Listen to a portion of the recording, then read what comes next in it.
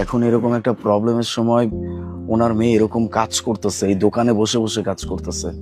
আমাদেরও তো কিছু একটা দায়িত্ব আছে, তাই না? তোরে জ্ঞান শুধু চাচি তো সবাইকে সাহায্য করে।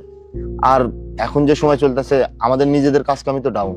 তাও ঠিক বলছিস, কিন্তু ওই যে বললাম, দায়িত্বর কিন্তু একটা জায়গা থেকেই যায়। উনি আমার জন্য যা করছে আমি না কোনোদিন বলে শেষ করতে পারবো না।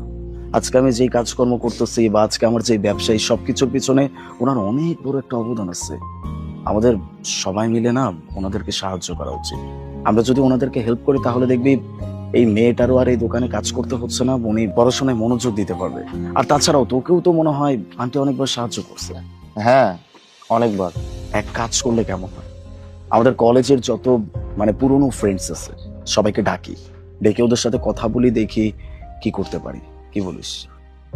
কথাটা ঠিক বলছিস।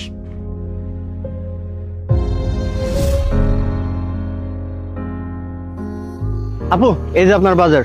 বাজার? কিন্তু আমি তো কোনো বাজার অর্ডার করিনি। ভাইয়া আগেই বলছিল যে আপনি এসব নেবেন না, তো এনেন, এটা পড়েন। এই রেশন আর এই সব জিনিস আপনার পুরো মাসের জন্য যথেষ্ট হবে ইনশাল্লাহ। আপনার ওখানে আর কাজ করার কোনো দরকার নেই। আপনি আপনার পড়ালেখায় মন দেন।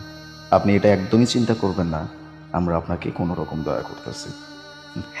দয়া তো আপনার মা আমাদেরকে করছে, তা আবার অনেকবার। আমরা আজকে যা কিছু হইছি, যা কিছু ইনকাম করি, তাতে আপনার মায়ের অনেক অবদান আছে।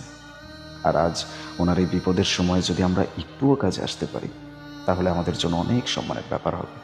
নিজের খেয়াল রাখবেন, আজ থেকে আপনার কোনো জিনিসের অভাব মনে হবে না।